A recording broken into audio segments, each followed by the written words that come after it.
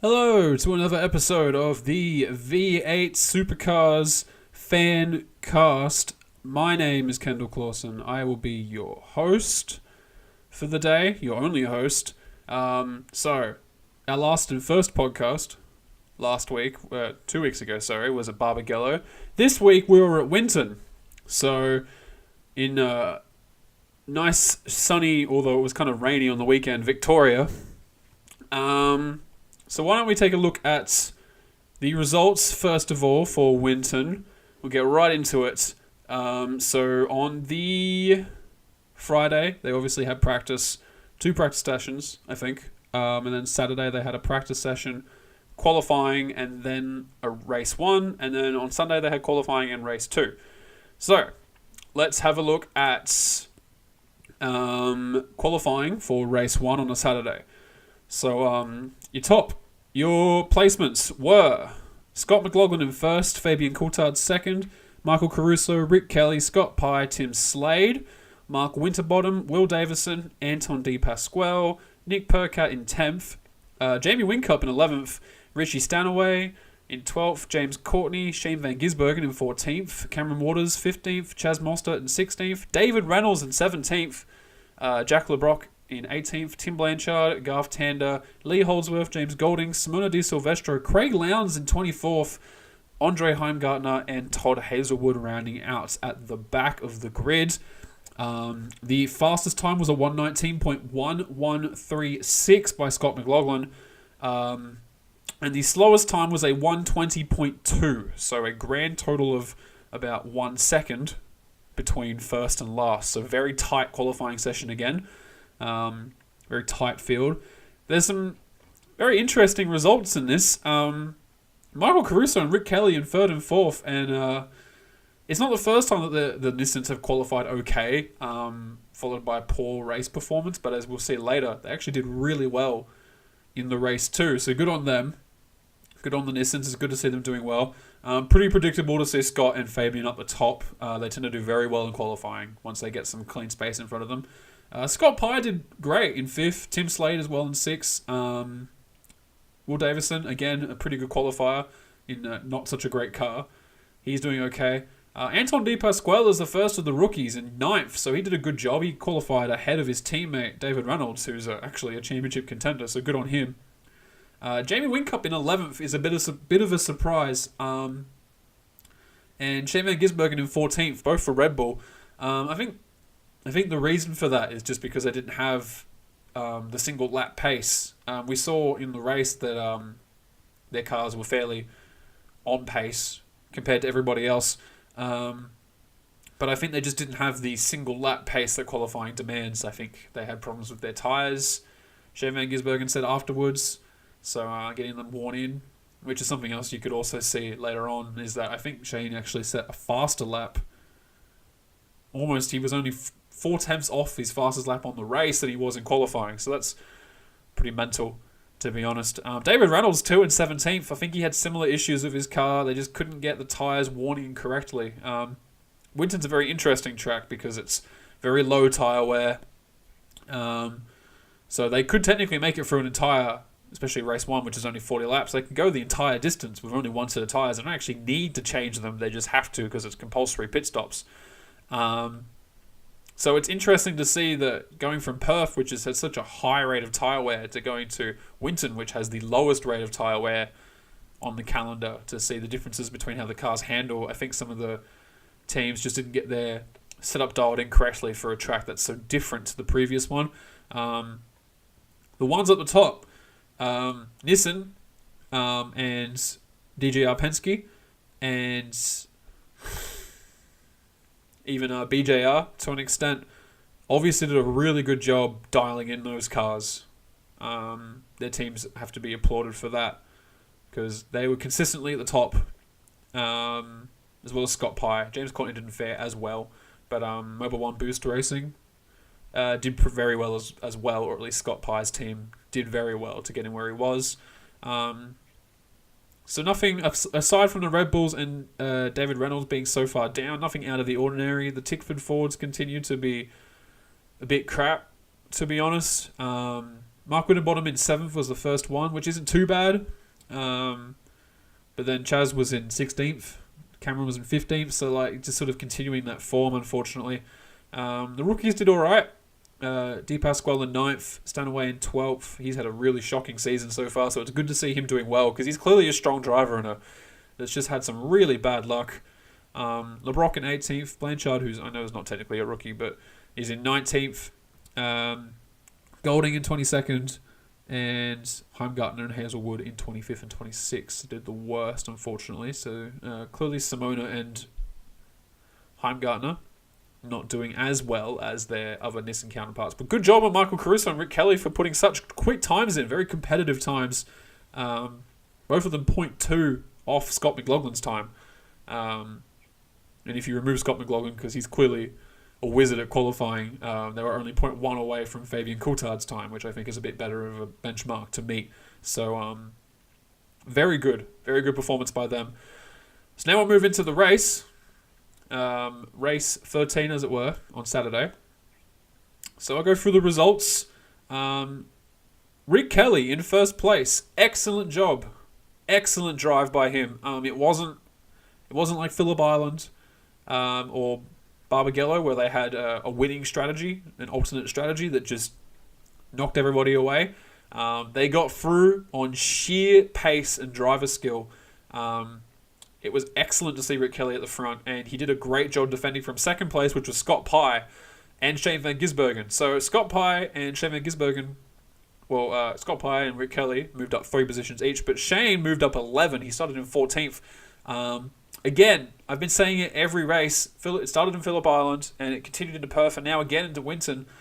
Shane's race engineer, whose name I never remember, is just... He needs a pay raise. He's been pushing the guy up so many positions this season, from what is some pretty shocking qualifying positions he's been having lately.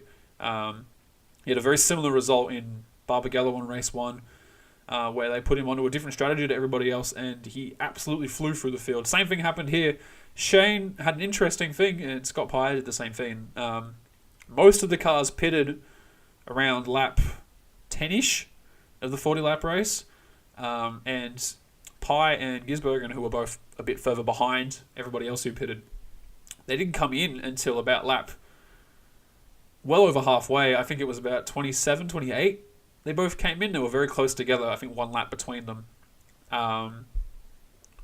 So they were actually, interestingly, I'm not sure why, but they were both posting faster times than everybody else who had had fresher tyres than them. So they had older tyres, but they were posting faster times lap for lap. So they were actually making ground than the people who had pitted while they were still out on the track, which is really weird. I don't think I've ever seen that before. It's very strange overcutting. You don't usually see the overcut or talk about the overcut, but it definitely worked for these guys because Rick Kelly was the first to be on the regular strategy, the conservative strategy, so to speak.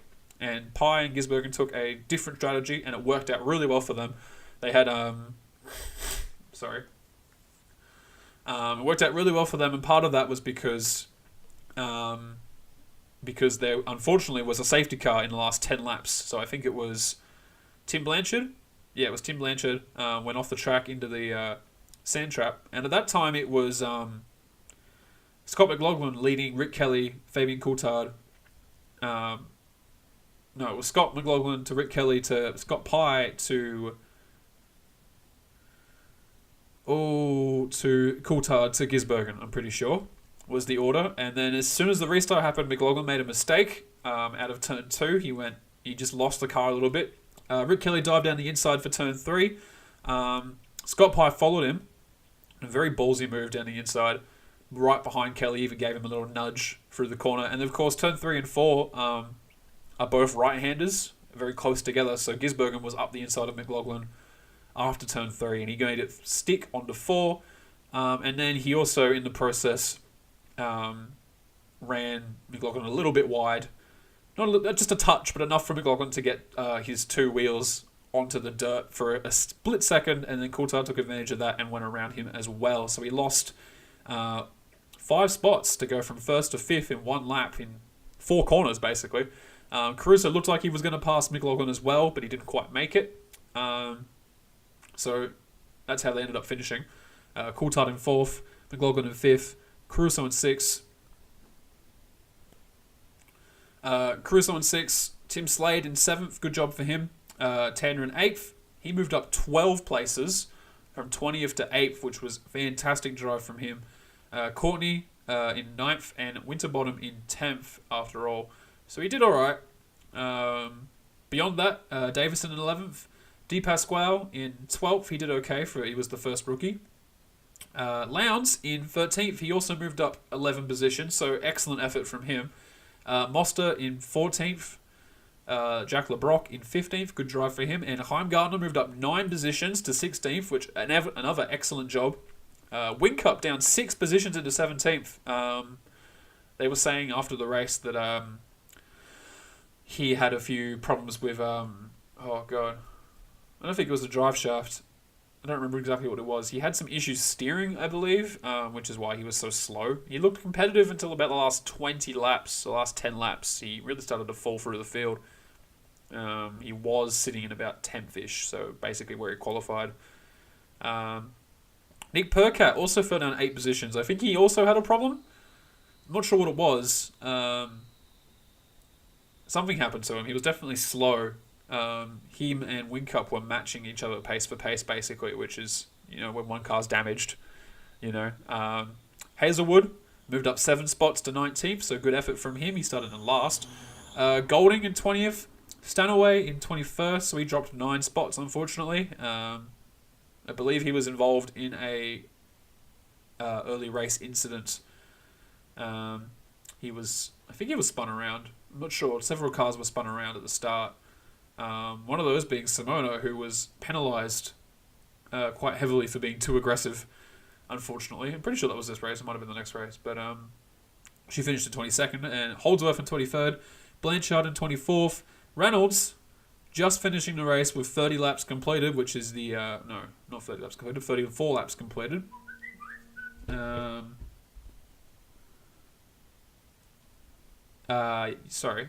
Reynolds just finishing the race with 34 laps completed. He needed to do at least 30 to make the cuts to get some points. Finished in 25th. He was involved in some contact, and I believe he suffered some suspension damage, I think, if I remember correctly. And they garaged him for a couple of laps and brought him out again to finish the race. So he finished in 25th, and Cameron Waters didn't finish the race. He had a drive shaft problem, unfortunately, so he completed 28 laps. So he was 2 off from making it, unfortunately, for him. David Reynolds, who was in 3rd in the championship, only got 30 points. Nice, healthy 150 points for Kelly, 138 for Pye. That's good for him because he'll be looking to get back into the championship. He sort of fell off a bit in the last couple of rounds. Gisbergen got a 129 points, which is a nice healthy boost because he got more than McLaughlin. McLaughlin got 111. Remember that Shane's in 2nd and McLaughlin's in 1st, and he was in 1st by more than 1 race win. He had more than 150 points going into this round versus Shane. That has decreased now. Shane got a few more points on McLaughlin, which is important for the championship. And Craig Lowndes now overtook David Reynolds into 3rd with this race, and Whincup fell even further. I don't think anyone overtook him, but he fell further. I think he's more than a round behind after that one. We'll move into Sunday qualifying now. Some even faster times posted on Sunday, not by much. Scott McLaughlin in 1st again with an 1:19.0, which is about 100 tenths faster than his pole position last qualifying. Fabian Coulthard in 2nd, again, another 1-2 for DJ Penske. Rick Kelly in 3rd, again, I think that's the same as last time. Nope, they swapped positions. So Rick Kelly in 3rd, Michael Caruso in 4th. So again, the Nissans in the 3rd and 4th spot. Mostert in 5th. Good to see a Tickford car a bit further up. Pye in 6th, so one spot down from his Saturday race. Gisbergen and Whincup in 7th and 8th, which is a bit better than than their Saturday effort. Slade in 9th, another solid result from him. And Stanaway in 10th, improving upon, I think it was 12th on Saturday. So he's the highest placed rookie. He's the highest placed rookie. In 10th spot, good for him. Will Davison in 11th. Heimgartner in 12th, so another strong result from another Nissan. James Courtney in 13th, Waters in 14th, Percat in 15th, LeBrock, the next rookie, in 16th, D. Pasquale in 17th, Winterbottom in 18th, Holdsworth in 19th, Blanchard in 20th, D. Silvestro in 21st, Garth Tander 22nd, Craig Lowndes in 23rd again, so clearly Triple Eight not able to dial in Craig's one-lap setup at all. Golding in 24th, Hazelwood in 25th, and David Reynolds in 26th, who I believe had continuing problems from related to Saturday's issues. From 1st to 25th, not including David Reynolds because he had some issues. Another 1 second, 1.17 seconds separating everybody on the field. So some more tight qualifying. Some good results there. Craig Lowndes and Garth Tander again qualifying all the way down the back. So otherwise it's pretty much the same as what we got on Saturday. So some teams clearly able to dial in that qualifying lap at this stage, especially DJR Penske.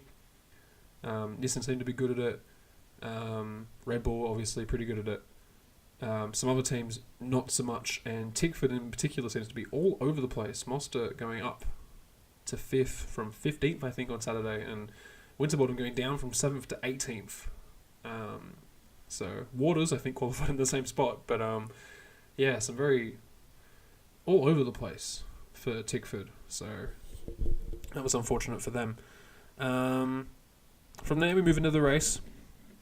So race 14 is always the Sunday race, is always the longer race, 200 kilometers, I think. So yeah, Fabian Coulthard in first place, a well-earned result. He raced fantastically, got out in front and just stayed there. So good, executed a well-executed pit strategy. They got him out, they got him in, they got him out twice. Nothing went wrong. Excellent job. Got out in front of everybody. Couldn't be caught. Gisbergen in second. He looked like he was going to threaten Coulthard for a while with some fresher tyres, but he ended up dropping off on the pace. I think he was just a bit too aggressive in his last few laps, trying to catch Coulthard, and he just wore his tyres a bit too much, which is unfortunate. So we could have had a great battle there, but I think he ended up finishing 11 seconds behind him, so quite a ways back. McLaughlin in third. Gisbergen passed him in the last 10 laps or so. McLaughlin had much older tyres than Gisbergen did, so Gisbergen sort of made a charge through the field and got around him. So that's important for the championship, for Gisbergen anyway. More points than McLaughlin. Not many, 9 points more, but a few points more. So he's decreased that margin by just a tiny bit, just a smidge. Which is always good for us, the fans, to watch. You know, a closer championship is always a better championship. Rick Kelly in fourth, another excellent drive from Rick Kelly, and Michael Caruso in fifth. So another excellent result for Nissan. Really glad to see them up where they are. Yeah, they've clearly dialed in their cars, set up a lot better over the last few races, and it's finally starting to bear some fruit. I think Rick Kelly might have been the round winner, to be honest, with that result. So, clearly he's done very well. Very, very well. Both of them racing together the whole time. Yeah, no strange strategies, nothing to push them ahead, except for just a good car setup and driver skill. So, excellent result from them. Scott Pye moved exactly 0 spots and ended up in 6th, where he started, so good result from him. He'll be happy with that. Slade moved up 2 into 7th. He drove very well as well. Very consistent I'll say, for Slade. Whincup also didn't move. Had a much better race on Sunday than he did on Saturday.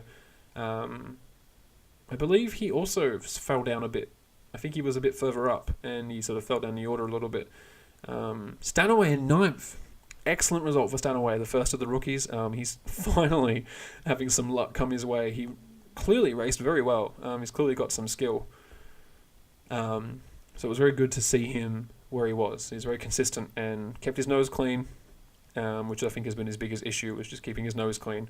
So I think from now on he just needs to keep his head down. He's in a Tickford car, unfortunately, which seems to be having some problems this season. But he just needs to keep his head down. He's clearly a talented driver. He just needs to prove what he's got. And maybe he'll get picked up by a different team. Maybe he'll stay with Tickford. They've got plenty of rising talent at Tickford. So it's always good to see people taking new chances on new drivers. And Stanaway seems like he'll be a good fit. Maybe next season he'll be a bit more stronger. But for now, he's doing okay in this race. Mostert in 10th, he dropped 5 spots. I'm just not consistent enough at the moment, the Tickford cars. Stanaway did good, and he's a rookie. And he got around Mostert. So, not a bad result at all, 10th. But obviously they'd like to be higher. I don't think they've even had a podium this year so far, which not great for a championship winning team. Only a couple of years ago, I think 2016, Winterbottom won the championship. So, not a great turnaround on that. That's not sure what happened there. Heimgartner in 11th, another good result for Nielsen. Lowndes in 12th, moved up 11 positions. So clearly he had a good race car and not so good a qualifying car. I think the same could be said for Gisbergen. Both of them doing better in the race than in qualifying. Will Davison in 13th, Nick Percat in 14th. David Reynolds moved up 11 spots to 15th. So good effort. That'll really hurt his championship though. He only got 60 points on Sunday, and he only got a total of 90 points. So for comparison, a win is 150. So he didn't even make up a race win across 2 races, which is not a great effort. Erebus will not be happy with that. There'll be some very unhappy people there going to Darwin. Di Pasquale, his teammate, right behind him in 16th. LeBrock in 17th. Blanchard in 18th. James Courtney fell down the order a bit. He had a penalty, I believe, for contact with Garth Tander. I think it was a 15-second penalty, so quite the penalty. Added on to his end race time, which I think would have put him up. He got a 1 hour, 33 minutes and 19 seconds. So if he didn't have that penalty, I believe he would have finished in 14th. So they were quite bunched up there. So he might have finished just before David Reynolds without the penalty. I don't quite remember where he was in track position by the end of the race, but good drive from him. Mark Winterbottom in 20th. Another poor result. Clearly a good driver. We know he's a good driver. It just makes me think that there must be something going on with the team. Something's happening in that team somewhere, Stanaway's done a good job. I don't think his car's had any problems. He's just been running into trouble. Is his main issue, is that he runs into trouble. Mostert's been consistently okay as well, but Winterbottom and Waters have been all over the place in terms of speed. And they're both good drivers. We know they are. So it makes you think that there must be something going on in that team. Holdsworth, in his 400th race start in 21st, and must be 400 race start or 400 round start, I don't know, I'm not sure.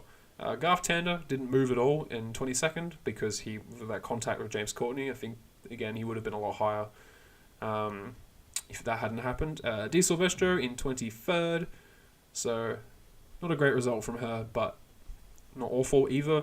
Hazelwood in 24th, Golding in 25th, and Cameron Waters, the other Tickford Ford, only completing 62 laps because he was garaged with, again, a drive shaft problem. So not a fantastic race for him either. He won't be happy with that. Which is a shame because I think he's a real title contender. He just needs to get in a good car. He needs to get his seat. He needs to get his He needs to get a seat in a good car, and I think he'll do really well. But 27 points for him, so not exactly what he wanted from that weekend. But yeah, Shane Van Gisbergen did well, considering where he started. He moved up quite a few positions. The Nissans, I think, are the highlight for me. Excellent weekend. Excellent weekend. And Scott Pye did a good job as well. So did Craig Lowndes. Craig Lowndes did a very good job to quietly make it back up to where he was. And that's a combination of driver skill and pit strategy, just vaulting over people. That's what a good team will get you, basically. I suppose we'll just move on into the championship standings now. So the championship, as it stands, is McLaughlin in first again. Still, he'll be in first for a while, bearing some kind of accident that pulls him out of a race. Gisbergen in second, and he's closed that gap to 131 points. So I believe going into the weekend it was 158. So he's narrowed that gap by about 30 points, which isn't a lot, but consistency is key here. It's a long championship, long way to go. So we don't finish until November. So Gisbergen's got heaps of time to make up that ground, heaps of time, and he just needs to, more weekends like this one, he needs to consistently finish better than McLaughlin. Just better. It doesn't matter if it's one spot. That's what he needs to do at the moment, and that's what he needs to focus on. That's what his team should be doing. They got their work cut out for him, though, because McLaughlin is a very good qualifier, and getting that front row position means a whole lot for your race, because you're out of that traffic. You're not going to get caught up in any midfield mess, which is what happened to David Reynolds on Saturday. You're out there, you got the clean air, you fight with second place or third or fourth, and then you're out there, you're done. Much less chance of a race-ending collision if you're out in pole position.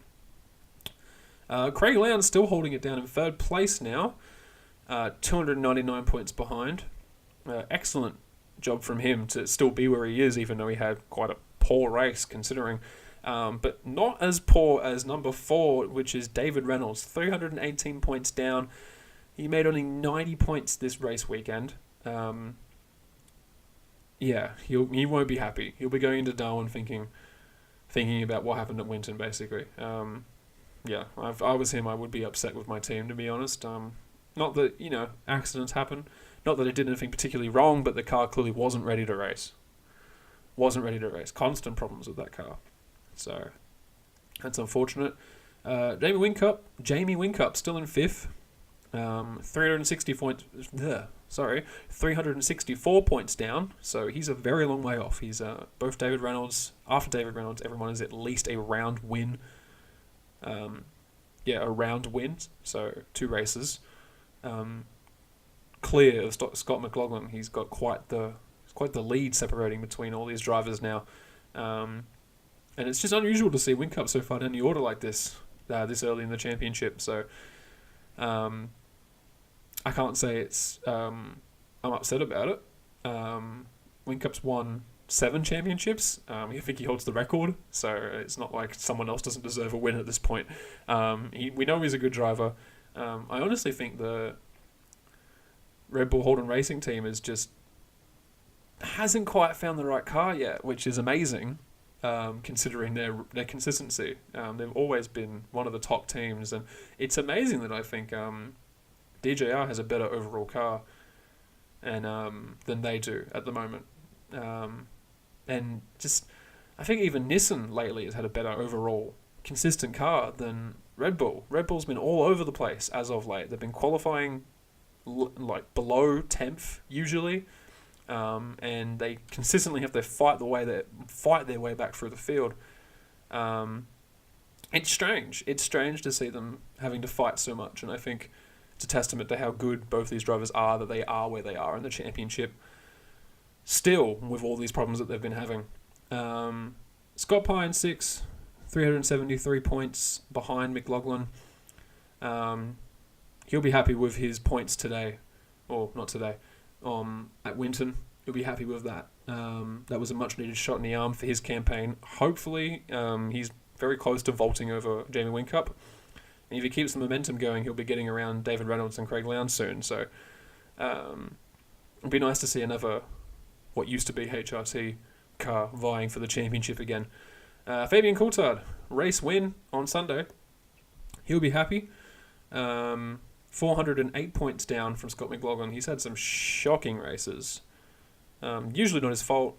Mechanical issues or getting mixed up in traffic, which is unfortunate for him because he's a good driver. I think he deserves a bit more than he's been getting lately.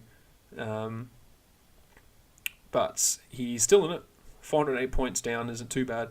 Rick Kelly in 8th with 484 points down. So I'm just happy to see him doing so well. You know, it's good. It's good to see the Nissans doing as well as they are. James Courtney too, doing surprisingly well. 491 points down in 9th. Tim Slade in 10th, 495 points down. So only 4 points difference between him and Courtney. Followed by Moster in 11th, 501 points down. So that's the first of the Tickford cars. 11th in the championships. So that sort of shit tells you everything you need to know. There's DJR, Red Bull, 888, Erebus, Mobile One, Nissan, and Brad Jones Racing are all before Tickford. You know, it's really unusual to see this happening to them so often. At first it seemed like it was just beginning of the season woes. But now I'm not sure what it is. I think they might just not have the best car this year. Might be the problem. I'm not sure if it was Ford pulling their backing. You know? Who knows? Who can say? Who can say at this stage? Hopefully they pick up a bit because it'd be nice to see a Ford that isn't just the Shell V-Power Racing Team Fords up at the top again. Percat in 12th, Winterbottom in 13th, Tander in 14th, good job from him. Caruso in 15th, Davison in 16th, Waters 17th, LeBrock in 18th, which I believe is the first of the rookies. Yes, it is. So, excellent job from him, and right behind him is De Pasquale and then Heimgartner. So, they're all bunched up there in 18th, 19th, and 20th. So, it's good to see them doing okay compared to the rest of the field. LeBrock buoyed by his, I think, 5th place twice at Simmons Plains in Tasmania on round 3. So, he did really well then. Still the best result from a rookie this season. So good job for him. De Pasquale and Heimgartner, again, very solid drivers. Consistently inside the top 10 as of late, which is good to see. Holdsworth in 21st. De Silvestro in 22nd, which is pretty much exactly where she always qualifies and finishes a race, so can't say that's undeserved. Hazelwood in 23rd.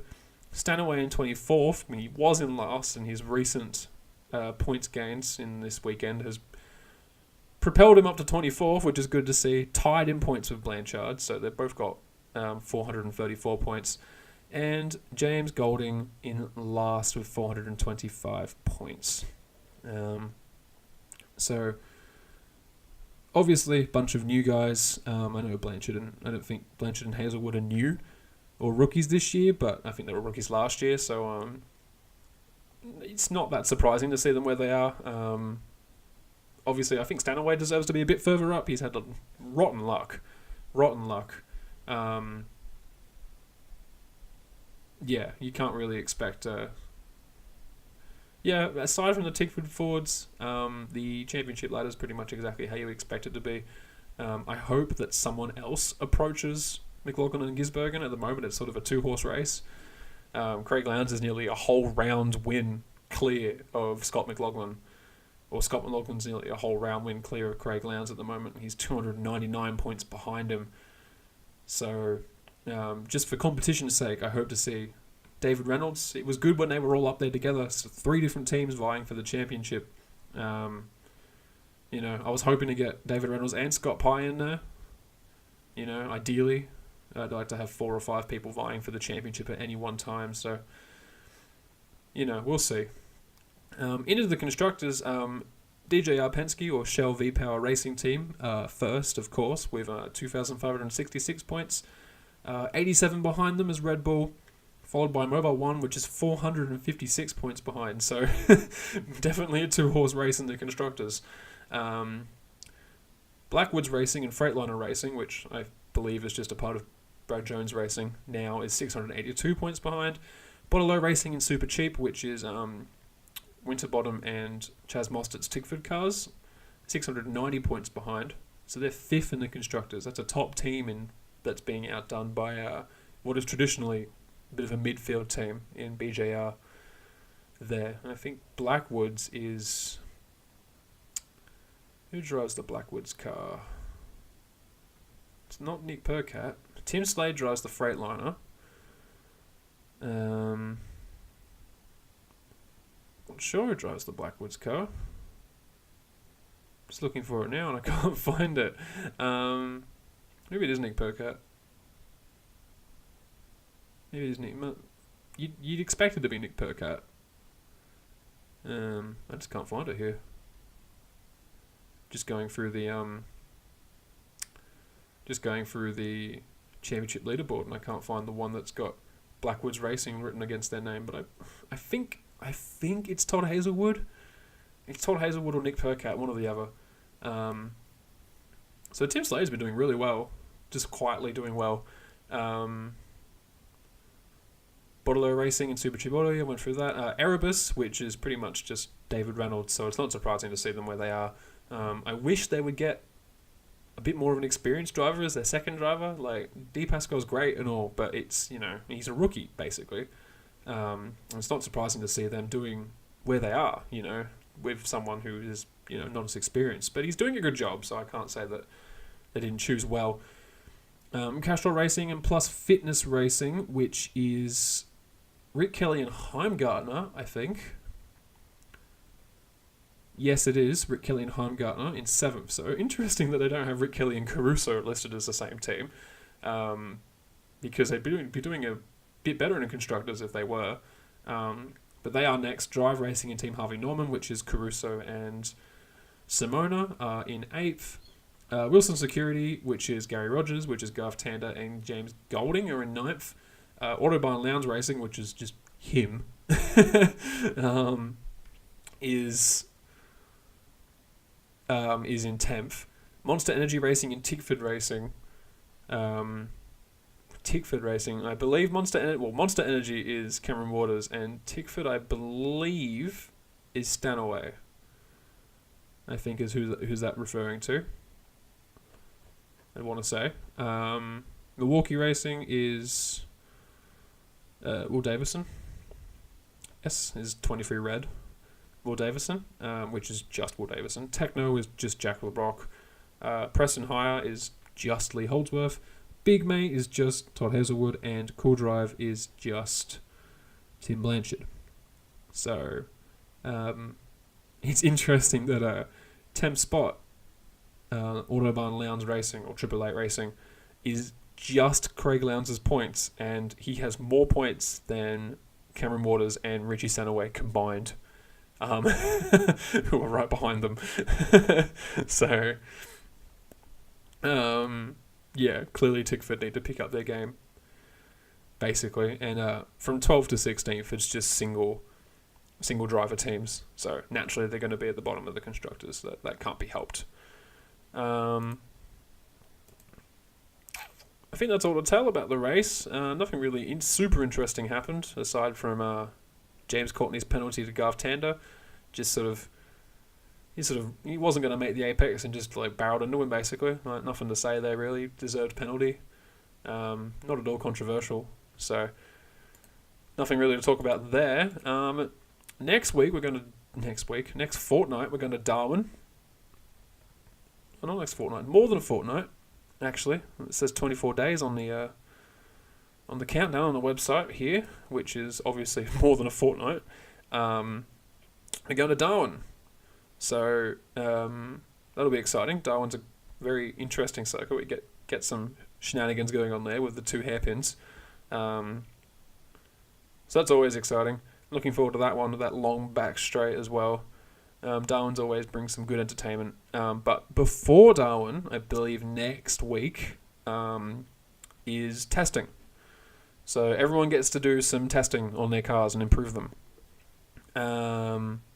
This is good.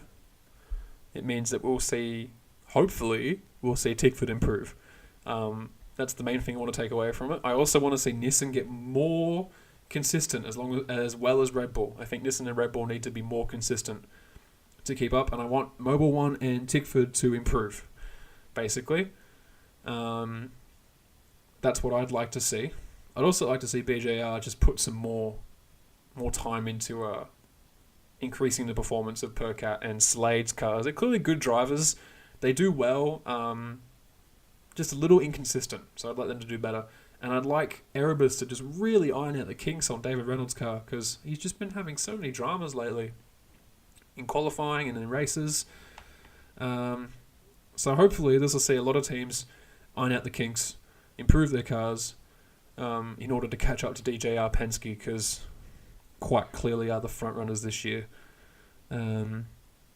Yeah, everyone needs to do better. But I'm hoping that Nissan and Tickford in particular really up their game, and Red Bull and BJR as well, I hope, improve along with Erebus. That would be what I'd like to see from testing. So, Darwin is in 24 days from now, which is the 22nd. So, I'm not even sure what day that's on. I don't think I'm smart enough to find out. I'll check the schedule. Darwin is on June 15th, which is a Friday. So that's quite a ways away. Half a month.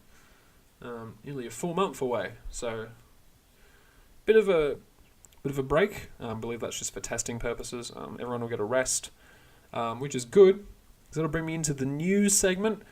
And the first piece of news that I have is that James Courtney was ill at Winton, which is why he had such poor results. Well, not poor, not terrible, but not as good as he could have. On the supercars.com website here, he started throwing up at the circuit on Friday morning and didn't participate in practice because he went to hospital that evening. So Jack Perkins was on standby, and he did come back on Saturday morning to qualify and race. So good on him. But he was apparently still ill for the whole weekend. So he can't really puts his results into perspective. He finished 9th on Saturday and 19th on Sunday, and 19th because of a penalty. So I think he was going to finish 14th, 15th without the penalty. So fantastic effort from him. Yeah, he really knows how to truck through it, that's for sure. Which sort of sums up his career, really. Like, he's just sort of been in the wrong place at the wrong time a lot of the time, unfortunately. So I hope he gets better for Darwin. He should do. It's a nice long break, so that should be good. Otherwise, in news, not a whole lot to report that happened recently. The only other thing to talk about is the constructors. So in with the constructors, what I mean by that, so just before Phillip Island, they confirmed that the Mustang would be coming to V8 Supercars in 2019. This is due to some new rule changes that Supercars have made, that you can now enter two-door cars into the championship. So that was cool. It's exciting. I'm excited to see the Mustang come. Not long afterward, people speculated, so there were rumors going about, not confirmed, that the Chevrolet Camaro would also compete in the V8 Supercars, alongside the Holden. So Holden wouldn't be withdrawing its support. Just the Camaro would be entering. It would all be together, which would be interesting.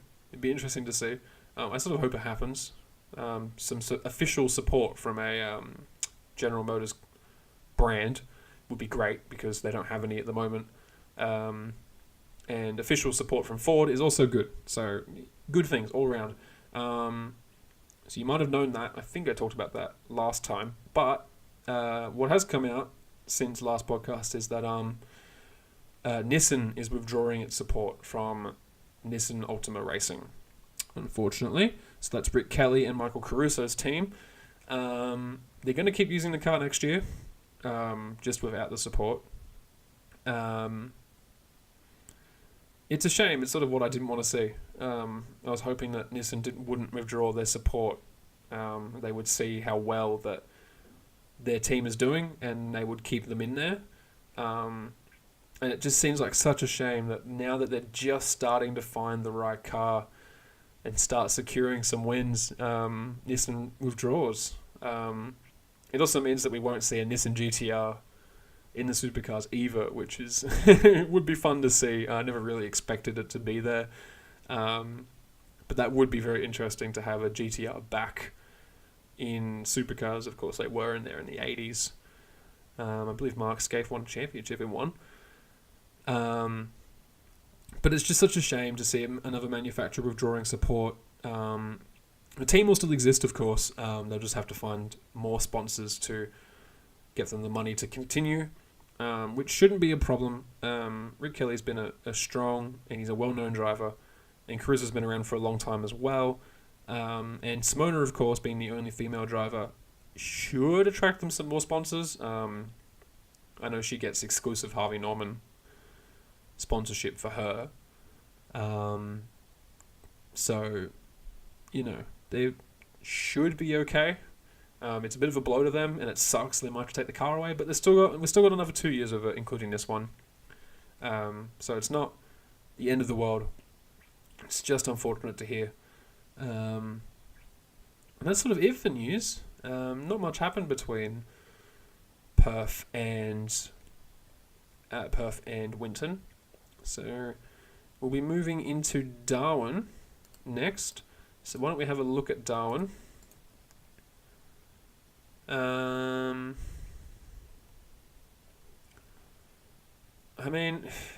an interesting circuit because it's such a fast back straight, and then it's just all tight and technical after that. It's 2.8 kilometers, so fairly short, not super long.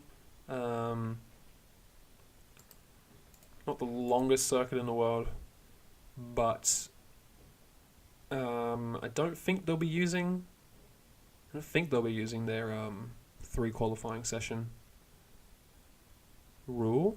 No, they won't. No, it's not short enough for that. So we won't be going back to the Perth qualifying rules where there's 3 knockout formats for qualifying. It's just 1 qualifying session, get it done, and then have a race. So that'll be... It's the traditional, that first corner, we'll see some action. Always some action on the first corner. And at the hairpin, up the top of the track, we'll see some action as well. Always do see some action around those corners. I'd say it's a medium tyre wear track. Not as bad as Perth. Perth has lots of fast-ish, long corners which are just murder on tyres. Especially cars like the Supercars, they tend to slide around quite easily. And Winton's lots of very slow, short corners, which is why it's such a low tyre wear circuit. I think Darwin's probably a bit more in the middle. It probably leans towards lower tyre wear. Probably leans more towards lower tyre wear due to its quite slow back section. And it's just got a long straight after that, which, isn't too bad on tyres, obviously. It's just driving in a straight line. So we shouldn't see too many heroic races like we saw at Perth, which was exciting, but strategy was definitely king there. It should be a bit more like Winton, a bit more race speed, and how fast your pit stop is determines who wins, basically. So that should be good. And Darwin's always an interesting race. plenty of incidents at Darwin over the years. So that will be on June 15th. That's the first practice sessions on June 15th. So tune in to watch that, and then the following Tuesday or Wednesday, I will have my next Darwin podcast up, discussing what happened at the I don't know which round it is. Discussing what happened at the 2018 Crown Bet Darwin Triple Crown round. Because I don't know what round it is. So make sure you don't miss that. Tune in on the, I don't know what day that'll be. 17th, 18th, 19th of June? 19th of June or 20th of June to hear about how things went down in Darwin. Thanks for listening. Bye-bye.